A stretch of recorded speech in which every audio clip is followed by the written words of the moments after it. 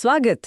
आज हम बात कर रहे हैं अवचेतन मन यानी कि सबकॉन्शियस माइंड की और इसकी हैरान करने वाली ताकत के बारे में। हाँ, ये एक बहुत ही दिलचस्प विषय है। हमारे पास दो स्रोत हैं, सीकन का एक हिंदी पॉडकास्ट और मास्टर की सोसाइटी का एक अंग्रेजी सार। दोनों ही the power of your subconscious mind किताब पर आधारित हैं। बिल्कुल, दोनों ही काफी जानकारी देते हैं। तो आज हम समझने की कोशिश करेंगे कि ये अवचेतन मन आखिर काम कैसे करता है और हम इसे अपने भले के लिए कैसे इस्तेमाल कर सकते हैं। चलिए शुरू करते हैं। सबसे पहले ये बताइए कि हमारे दो मन होते हैं, चेतन और अवचेतन। ये क्या है? हाँ, देखिए, चेतन मन वो है जिससे हम अभी बात कर रहे हैं, सोच रहे हैं, तर्क कर रहे हैं, लॉजिकल माइंड। अच्छा। और अवचेतन मन वो है जो पर्दे के पीछे काम करता है। हमारी भावनाएं, हमारी आदतें, हमारी रचनात्मकता, ये सब वहीं से आती हैं। और सबसे बड़ी बात, ये 24/7 काम करता है। 24 घंटे? मतलब सोते हुए भी? हाँ बिल्कुल, शरीर के सारे जरूरी काम जैसे दिल का धड़कना, सांस लेना, पाचन, ये सब यहीं संभालता है। ये कभी सोता नहीं है। ये तो कमाल है। तो फिर ये काम कैसे करता है? क्या ये हमारी सुनता है? हाँ, एक तरह से हाँ। आप इसे एक रिकॉर्डिंग मशीन समझ सकते हैं, या जैसे हिंदी पॉडकास्ट में कहा गया, एक बगीचे की मिट्टी। मिट्टी कैसे? मतलब आप जो भी विचार या विश्वास बार बार अपने चेतन मन में लाते हैं, वो बीज की तरह इस मिट्टी में चले जाते हैं। और अब चेतन मन बिना सवाल किए, बिना ये देखे कि बीज अच्छा है या बुरा, उसे उगाना शुरू कर देता है। अच्छा। ये तर्क नहीं करता, बस दिए गए सुझावों या विश्वासों पर काम करता है।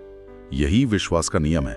आप जो मानेंगे वो आपकी हकीकत बनने लगेगा। तो मतलब अगर मैं मान लूं कि मैं किसी काम में अच्छी नहीं हूं, तो वो सच हो जाएगा? बहुत हद तक हाँ। अब चेतन मन उसी दिशा में काम करने लगेगा।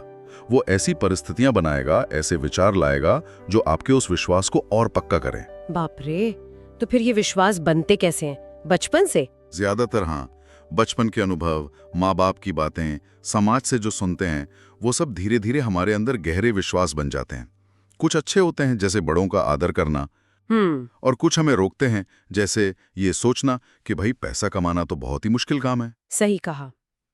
तो क्या इन्हें बदला जा सकता है, इन लिमिटिंग बिलीफ्स को? हाँ बिल्कुल, और यही इस किताब का सार है।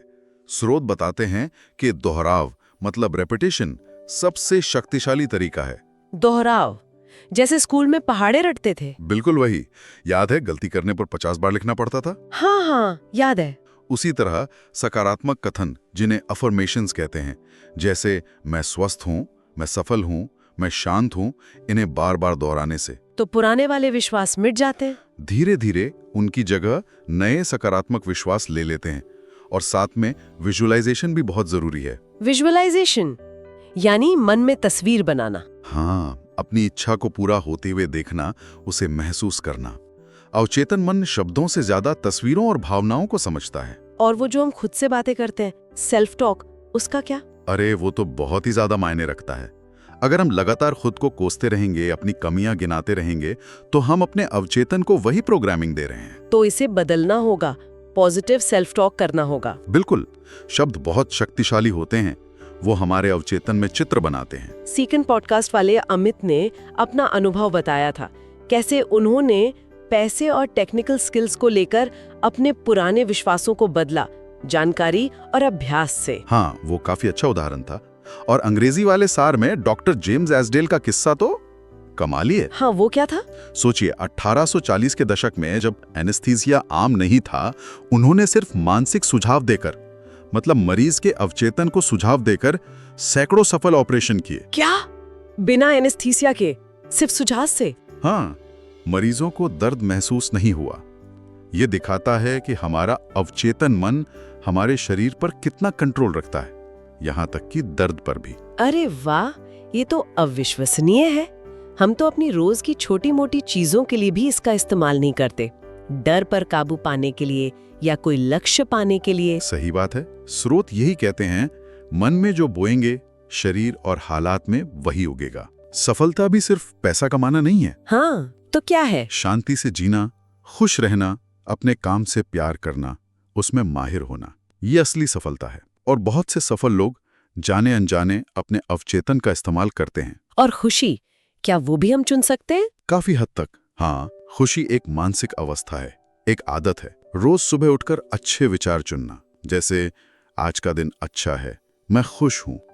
कृतज्ञता यानी ग्रैटिट्यूड का भाव रखना भी बहुत मदद करता है। तो कुल मिलाकर बात यह है कि हमारे विचार और विश्वास ही हमारी दुनिया बनाते हैं। ये सबसे बड़ा सबक है।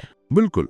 और अच्छी खबर यह है कि ये हमारे हाथ में है, हम इसे बदल सकते हैं। हाँ, अपने अवचेतन को हम रीप्रोग्राम कर सकते हैं, सही विचारों से, अफर्मेशन से, विजुअलाइजेशन से। बस ये याद रखना है कि अवचेतन मन बहस नहीं करता, वो लॉजिक नहीं लगाता, वो बस आपके आदेश मानता है। तो आदेश सही और सकारात्मक होने चाहिए और सहजता से, बिना ज्यादा जोर लगाए। विश्वास और भावना जरूरी हैं। बिल्कुल। तो आज के लिए इतना ही। अब सोचने वाली बात यह है कि जीवन का ऐसा कौन सा एक पहलू है जहां आप अपने अवचेतन विश्वासों को बदलना चाहेंगे, और उसके लिए आज पहला कदम क्या उठा सकते हैं।